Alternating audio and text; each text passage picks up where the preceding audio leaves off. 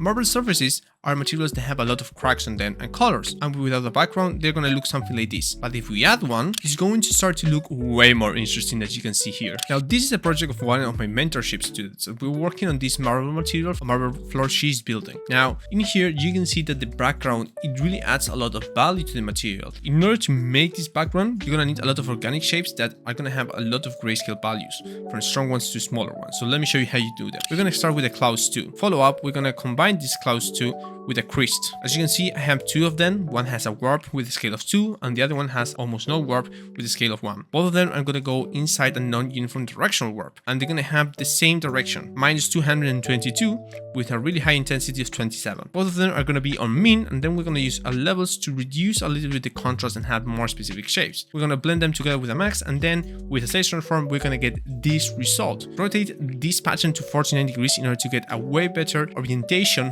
for the background that you are going to be adding. From here we're going to use the good old technique of non-uniform directional warp with a uniform color on white value. From here we're going to blur this information using a non-uniform blur, and finally again we're going to use the non-uniform directional warp, but this time using a clouds 2 again. This is going to allow us to get more organic shapes once again, but the secret comes on how we are applying this. In order for this to be a background color, it needs to be softer than the things that it has on the front. As you can see, if I go near it, it's going to start to look a little bit strange because also this material is incomplete. But the reason why this color works really well on the background is because we are not applying it at its full strength. If you look in here, here is the gradient map we are using. We also took an HSL to make this darker for this video so you can actually see this more. From here we are applying it to our base color using a really low value, 0.3 and 0.45.